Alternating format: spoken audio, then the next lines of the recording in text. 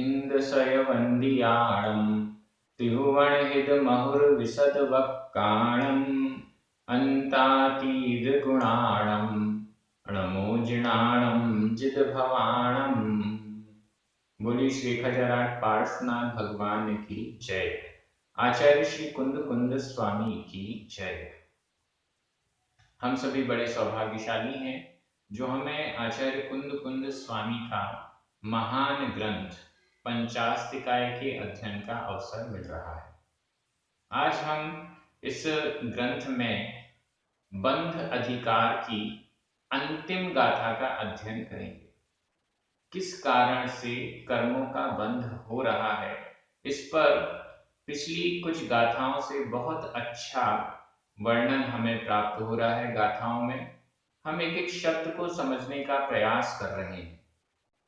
किस कारण से ये कर्म आत्मा में बंधते हैं, और हम इस प्रक्रिया को समझ जाएंगे तो कर्मों से छूटने का जो उपाय है वो भी हमें समझ में आ जाएगा। इस दृष्टि से ये गाथा बहुत इंपॉर्टेंट है। आज सिर्फ एक ही गाथा को लेंगे और फिर बंध अधिकार समाप्त हो जाएगा। अगला मोक्ष अधिकार प्रारंभ होगा। तो गाथा क्रमांक 149 आज हम प्रारंभ कर रहे हैं। उच्चारण।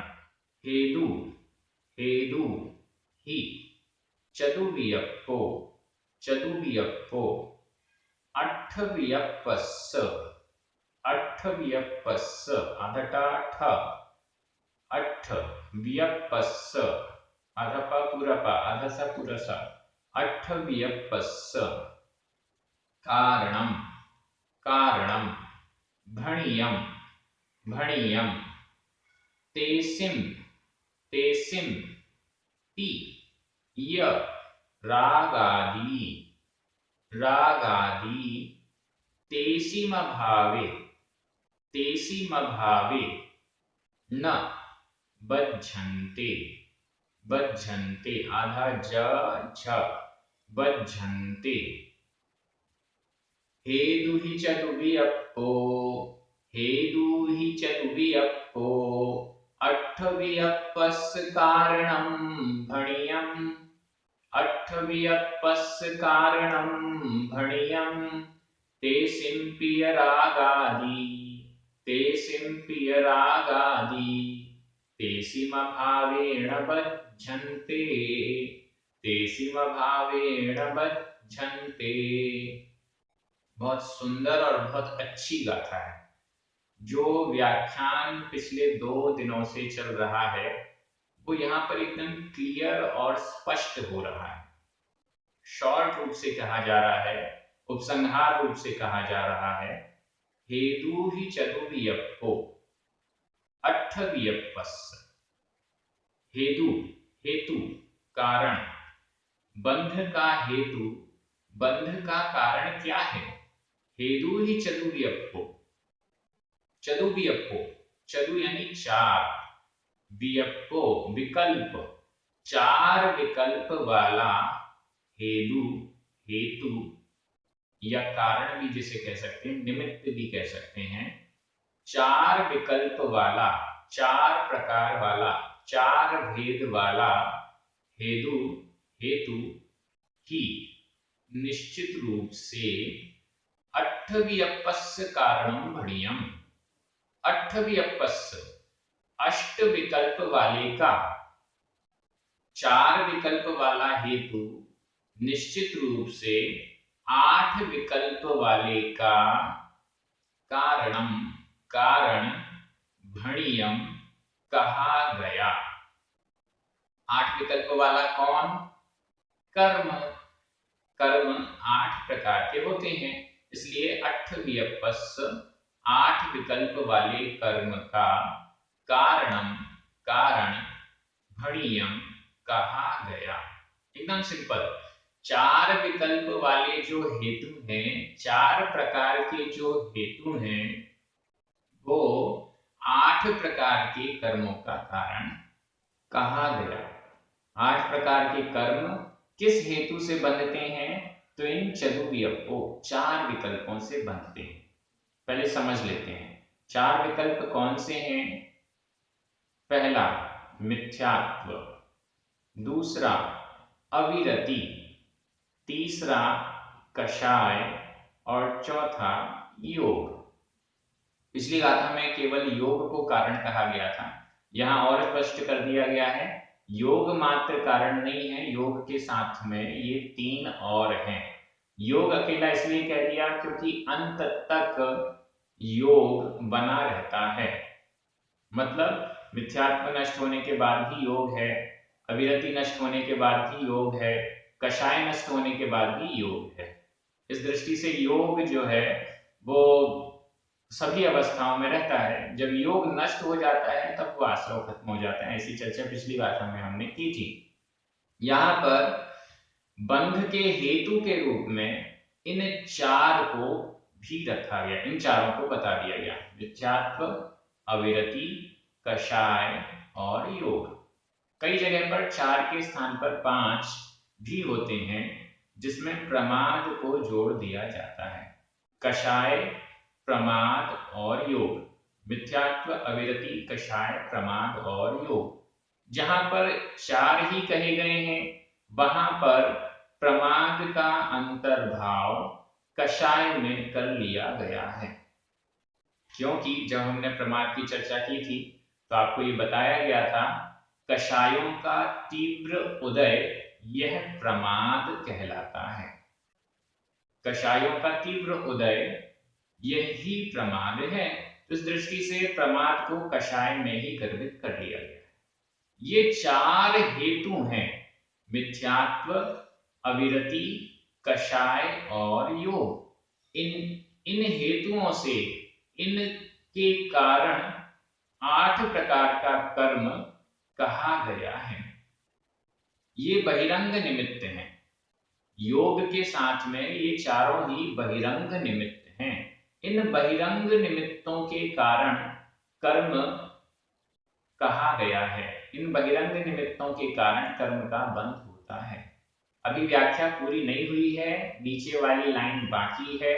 नीचे वाली लाइन पर जब आऊंगा तो कुछ और नई बात आपको समझ में आएगी, लेकिन पहले ये चार जो है इन पर समझ लेते हैं। मिथ्यात्व, ये आपको पता ही है, ये जो चारों हैं ये कर्म के उदय से होते हैं, कर्म के उदय से होने वाले परिणाम हैं, औदैक भाव है।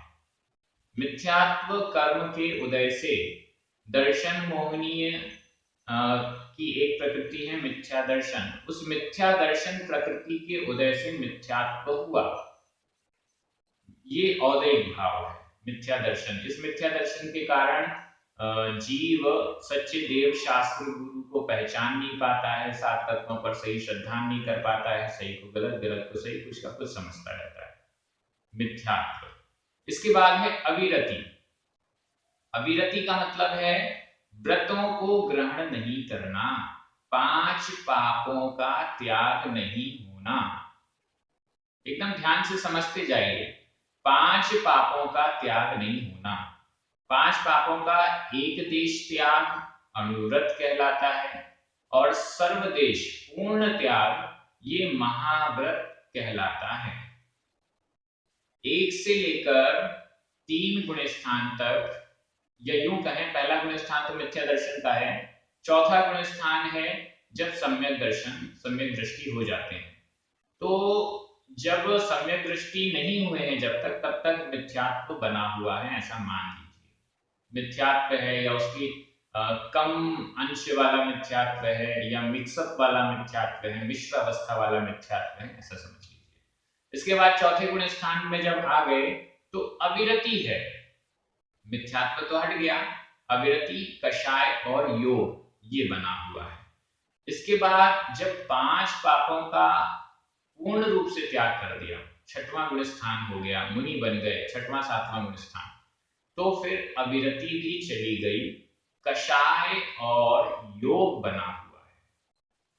कषाय में अनंतानुबंधी, अप्रत्याख्यान और प्रत्याख्यानावरण कषाय तो चली गई है, लेकिन संज्वलन कषाय अभी भी 6वें 7वें गुण स्थान में बनी हुई है। क्या होगा, जब संज्वलन कषाय, जब मंद उदय आता है तो 7वां गुण स्थान होता है, और जब तीव्र उदय आता है तो 6वां गुण स्थान होता है। यह 6वां 7वां हमेशा चलता रहता है, जैसे एक झूला है, ऊपर नीचे ऐसा होता रहता है। कर्मों का भी तीव्र उदय, मंद उदय, तीव्र उदय, मंद उदय चलता रहता है। तो यहाँ पर इस दृष्टि से 6वां और 7वें गुण स्थान का बहुत कम कम टाइम बताया गया है। कई विद्वानों ने कैलकुलेट करके इसे 2 सेकंड, 3 सेकंड, 2 सेकंड, 3 सेकंड इस टाइप से परिभाषित किया है, लेकिन ये भी एक अनुमान टाइप से ही हम समझ सकते हैं। तो ये हुआ कषाय। और इसके बाद जब उपशम श्रेणी अथवा छपक श्रेणी में आरूढ़ होते हैं तो धीरे धीरे इन कषायों का उपशम करते जाते हैं अथवा क्षय करते हुए आगे बढ़ते हैं। 11वां उपशांत मोह गुण स्थान, 12वां क्षीण मोह गुण स्थान।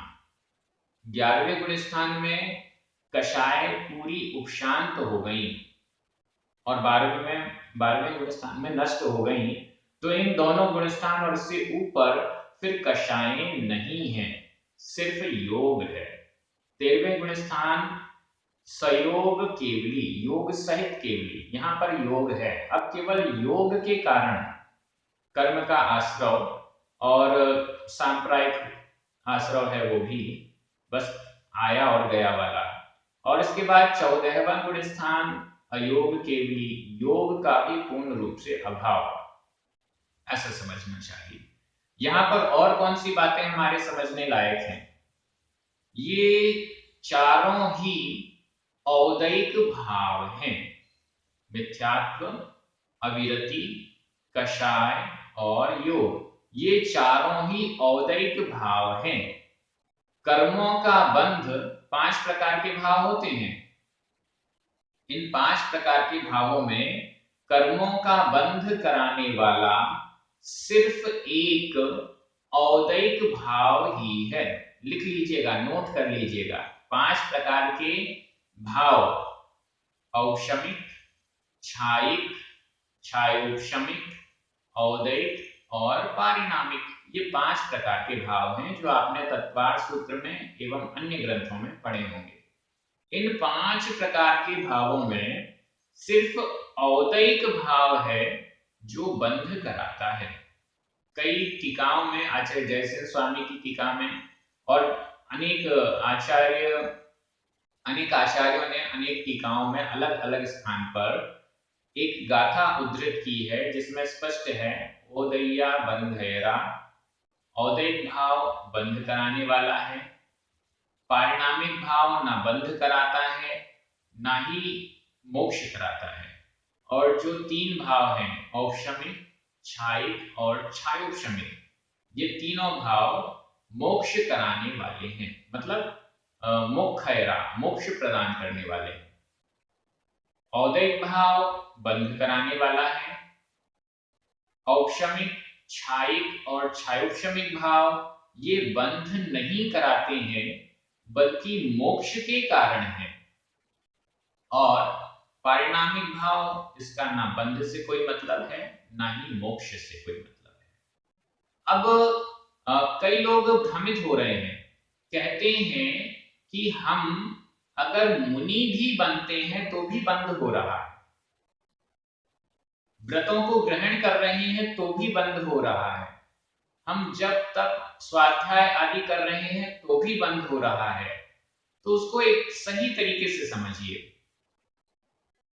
जाप कर रहे हैं, स्वाध्याय कर रहे हैं, कोई व्रती है, अणुव्रती है, वो अपने अणुव्रतों का पालन कर रहा है, मुनि है, महाव्रतों का पालन कर रहे हैं, तो ये कौन सा भाव है? क्या यह औदैक भाव है? क्या किसी कर्म के उदय से, ध्यान से सुनिएगा, दिमाग में बैठा लीजिएगा, क्या किसी कर्म के उदय से आप मंदिर जाते हैं? फिर से सुनिए, क्या किसी कर्म के उदय से आप मंदिर जाते हैं? मंदिर हमारे निकट है, या हमने जहां भी घर बनवाया मंदिर पास में मिला, मंदिर खुला मिला, ये सब कर्मों का उदय है, पुण्य कर्म का उदय है। लेकिन मंदिर आप किस कर्म के उदय से जाते हैं? बिल्कुल नहीं। कोई भी ऐसा कर्म नहीं है जिसके उदय होने पर व्यक्ति मंदिर जाता है। एक भी कर्म नहीं है। जिसने भी कर्म सिद्धांत अच्छे से पढ़ा है, सारी 148 कर्म प्रकृतियों को सामने रखिए, उनका स्वरूप देखिए, एक में भी नहीं लिखा है कि इस कर्म के उदय से मंदिर जाते हैं। हाँ, ये जरूर लिखा है कि अंतराय कर्म आ जाता है तो मंदिर बंद मिल जाता है, खुला नहीं मिलता। अन्य कोई कर्म का उदय आ जाता है, मंदिर बहुत दूर है, पास में नहीं है, मंदिर धार्मिक सामग्रियां हमें प्राप्त नहीं हो पा रही हैं, वो कर्मों के उदय से उसमें विघ्न जरूर हो सकता है, लेकिन मंदिर किस कर्म के उदय से जा रहे हैं ऐसा कुछ भी नहीं है। कोई कर्म ऐसा नहीं है जो मंदिर ले जाता हो, कोई कर्म ऐसा नहीं है जो स्वाध्याय कराता हो। है क्या कोई कर्म जिस कर्म का उदय आ जाएगा तो मैं स्वाध्याय करूंगा, जिस कर्म का उदय आएगा तो मैं पूजा करूंगा, जिस कर्म का उदय आ जाएगा तो मैं अणुव्रतों का पालन करूंगा, जिस कर्म का उदय आ जाएगा तो मैं महाव्रतों का पालन करूंगा, ऐसा एक भी कर्म नहीं है। आज का ये वीडियो आप बार बार सुनिएगा और दिमाग में फिट करने का प्रयास कीजिएगा। ऐसा एक भी कर्म नहीं है, ये सब छायोक्षमिक भाव हैं। और छायोक्षमिक भाव क्या है, औपशमिक छायक भाव क्या है? ये हमारा पुरुषार्थ है। पुरुषार्थ के बिना ये भाव नहीं बनते। कर्मों का उदय कोई पुरुषार्थ नहीं है, कर्म अपने टाइम पर अपना फल दे रहा है, इसमें मेरा कोई पुरुषार्थ नहीं है। मैंने पूर्व में जो कर्म बांधे थे, जितने टाइम के लिए बांधे थे, जिस अनुभाग से बांधे थे, वो उतनी शक्ति के साथ उस समय पर अपना फल दे रहा है, औदैहिक भाव है। क्षायोक्षमिक भाव में जो पुरुषार्थ कर रहा हूं वह क्षायोक्षमिक, औपशमिक और क्षायिक भाव है, जिससे मैं इन कर्मों को नष्ट करता हूं, कर्मों में उठा पटक करता हूं, कर्मों को शांत कर देता हूं, उपशम कर देता हूं। ये सब जो मैं कर रहा हूं वो मेरा पुरुषार्थ है। यह क्षायोक्षमिक, औपशमिक या क्षायिक भाव है। इस पुरुषार्थ से तो मोक्ष ही होता है, मोक्ष का ही कारण है। और पुरुषार्थहीनता, औदैहिक भाव कर्म बंध का कारण है। एकदम स्पष्ट आपके दिमाग में ये बात क्लियर हो जानी चाहिए। कुछ लोग कहते हैं कि मुनियों को भी कर्मों का बंध हो रहा है। मुनियों को कर्मों का बंध मुनि होने के कारण नहीं हो रहा है। सुनिएगा, मुनियों को कर्मों का बंध मुनि होने के कारण नहीं हो रहा है।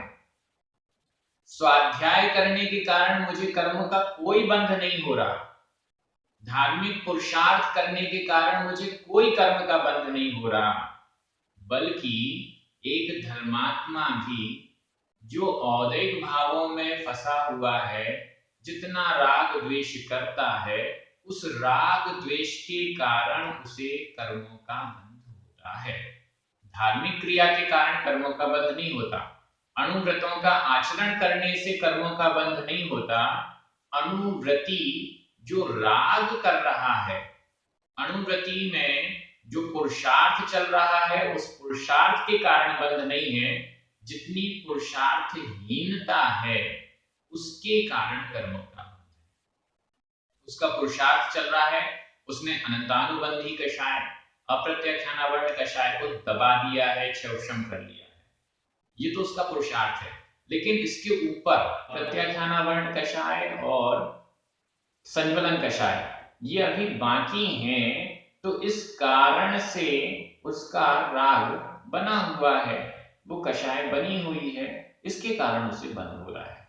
मुनि महाराज जी हैं, महाव्रतों के पालन से कोई कर्म का बंध नहीं है, उससे तो संवर और निर्जरा ही है, लेकिन संज्वलन कषाय बची हुई है, उसका मंद या तीव्र उदय आता है, उस औदैहिक भाव के कारण मुनि महाराज को कर्मों का बंध हो रहा है।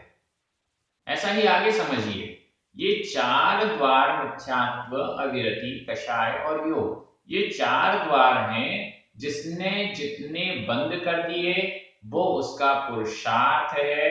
बंद करने के कारण कोई कर्म का बंध नहीं हो रहा, संवर और निर्जरा ही हो रही है, लेकिन जितने द्वार खुले हैं उन खुले द्वारों के कारण वो औदैक भाव है और उससे वह बंध चल रहा है, ऐसा समझना चाहिए। महाव्रतों से बंध नहीं है, महाव्रती को बंध है।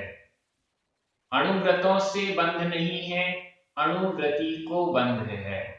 स्वाध्याय करने से कर्म का बंध नहीं है, स्वाध्याय करने वाले को बंध है। आपको स्पष्ट हो रहा होगा। कारण, कारण क्या है?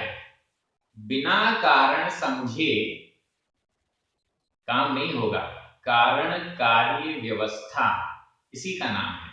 कारण कार्य व्यवस्था को हमने नहीं समझा तो जैन दर्शन को नहीं समझा। कारण जहां पर नहीं है वहां पे कार्य हो ही नहीं सकता। कारण जहां पर नहीं है वहां पे कार्य हो ही नहीं सकता, और जहां पर कार्य है इसका मतलब कोई ना कोई कारण तो होगा ही होगा। इस दृष्टि से बहुत कुछ बातें बंध की आपको क्लियर हुई। ये ऊपर वाली लाइन से क्लियर हुई है, नीचे वाली लाइन और आगे बढ़ के बात कह रही है। ऊपर वाली लाइन क्लियर हो गई। हेतु चतुर्व्यपस्, हेतु ही चतुर्व्यपस्, चतुर्व्यपो, 4 प्रकार का हेतु, मिथ्यात्व, अविरति, कषाय और योग, ये 4 प्रकार का हेतु अठव्यपस्य कारणम, 8 प्रकार के कर्मों का कारण बोधि होता भणियम कहा गया। 8 प्रकार के कर्म कौन से हैं उसकी डिटेल में नहीं कर रहा हूं, वो सब आपको पता होगा। आगे चलता हूं, दूसरी लाइन, ये औदैक भाव, पूरा का पूरा औदैक भाव बंध में कारण है क्या? अगला प्रश्न, क्या पूरा का पूरा औदैक भाव बंध का कारण है? नहीं। तेसिंपि, रागादि, तेसिंपि, उनमें भी जो हेतु बनाए, जो सब कारण बताए, जो औदैक भाव बताया, तेसिंपि, उनमें भी, तेसिम यानी उनमें, पी यानी भी, तेसिम उनके, पी भी, उनके भी, उसमें भी प्रमुख कारण कौन सा है? मेन कारण कौन सा है? यह और तेसिम भी, उनके भी राग आदि, राग आदि, संधि विच्छेद कर रहे हैं, राग ग में छोटा आ, आदि बड़ा आ, मिलकर बड़ा आ हो गया, राग आदि, तेसिम पी, उनके भी राग आदि, उसमें भी राग है जो प्रधान है, जिस कारण से बंध होता है। सभी औदैक भावों से बंध नहीं होता, राग से युक्त होने के कारण बंध होता है। तेसिंपी, उनमें भी राग आदि, ये गाथा अगर नहीं देते तो काम चल जाना चाहिए था, लेकिन नहीं, आचार्य कुंद स्वामी को ये स्पष्ट करना था कि अलग अलग प्रकार के कर्मों के बंध का अलग अलग अनुभाग, अलग अलग स्थितियां, इन सब के लिए बहुत सारे कारण हैं, लेकिन उसमें मेन कारण है राग। राग नहीं तो बंध नहीं, राग नहीं तो बंध नहीं, और राग है तो बंध है। तेसिम, आगे देखिएगा, आगे का शब्द तेसिम अभावे, संधि विच्छेद कीजिए, तेसिम प्लस अभावे, तेसिम आधा मां, अभावे का अ, आधा मां और अ मिलकर मां पूरा हो गया, तेसिम उनके, अभावे अभाव होने पर, उनके अभाव होने पर, उनके नहीं होने पर, न बद्धन्ते, न यानी नहीं, बद्धन्ते बंधते हैं, नहीं बंधते हैं, उनके अभाव होने पर, राग आदि परिणामों के नहीं होने पर, न बद्धन्ते नहीं बंधते हैं। कौन नहीं बंधते हैं? कर्म, कर्म आत्मा से नहीं बंधते हैं। तेसिम अभावे, उनके अभाव होने पर, उनके नहीं होने पर, राग आदि परिणामों के नहीं होने पर कर्म नहीं बंधता है। अगर राग होने पर, अगर राग नहीं होने पर भी कर्म बंधता तो सिद्ध भगवान को भी कर्मों का बंध हो जाता, लेकिन ऐसा नहीं है। तेसिम अभावे, उसका अभाव होने पर, राग आदि परिणामों के अभाव होने पर, नहीं होने पर, न बंधते, नहीं बंधते हैं, कर्मों का बंध नहीं होता है। राग से बंध होता है, राग का उल्टा वीत राग, वीत राग से बंध नहीं होता, वीत राग से तो कर्मों की निर्जरा होती है, कर्म छूटते हैं। ये बात हमें समझनी होगी, तभी तो हम राग को घटाएंगे, तभी तो हम राग से दूर होने का प्रयास करेंगे। वो सब सामग्रियों से दूर होने की हमारा पुरुषार्थ होगा जब हम समझेंगे कि इनके कारण राग हो रहा है। इस दृष्टि से ये गाथा बहुत महत्वपूर्ण है। जो उदाहरण मैंने आपको पहले दिया था, तेल वाला, पहलवान वाला, यहाँ लगा लीजिए। तेल लगा हुआ है, राग है तो बंद होगा, तेल नहीं है तो कहां से बंद होगा? धूल आएगी, चिपक नहीं पाएगी और गिर जाएगी, झड़ जाएगी।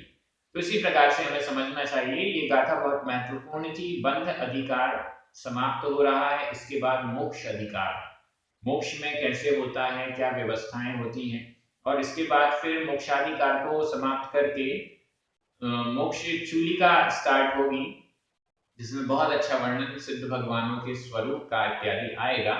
यह गाथा बहुत महत्वपूर्ण थी। व्याकरण की दृष्टि से देखते हैं, अठ वियपस षष्ठी विभक्ति का एक वचन है। तेसिम दो बार आया है, तेसिम शब्द षष्ठी विभक्ति का बहुवचन है। चतुर्वियप्पो हेतु प्रथमा विभक्ति का एक वचन है। राग आदि यह भी प्रथमा विभक्ति का एक वचन भी इसको ले सकते हैं, बहुवचन भी ले सकते हैं, दोनों तरफ जा सकता है ये। अभावे, अभाव होने पर सप्तमी विभक्ति का एक वचन है। बद्धन्ते, बंधते हैं, वर्तमान काल अन्य पुरुष बहुवचन का क्रिया रूप है। और भणियम, भणियम कहा गया, यह भूतकालिक कृदंत का प्रयोग है। इस प्रकार से ये गाथा आपको स्पष्ट हो गई होगी। इस प्रकार से आप सभी बहुत अच्छे से पढ़ रहे हैं, आपके निमित्त से मेरा भी बहुत अच्छा स्वाध्याय अध्ययन हो रहा है, चिंतन हो रहा है। ये बातें जो आपके सामने बैठने से मुझे मेरे दिमाग में आ रही हैं, समझ में आ रही हैं, मेरे लिए तो ये स्वाध्याय बहुत महत्वपूर्ण हो गया। और मैं मानकर चलता हूँ कि आप सभी जो इतने लंबे समय से एक एक गाथा को शब्द से समझ रहे हैं, बड़े धैर्य के साथ, विनय भाव के साथ, वे भी बड़े आनंदित हो रहे होंगे, ऐसा मुझे लगता है। जिन पुण्यार्जनों के निमित्त से ये कार्य YouTube पर और प्राकृत ऐप पर परमानेंट हो रहे हैं, उनको बहुत बहुत धन्यवाद। आप सभी को जय श्री जिनवाणी माता की जय।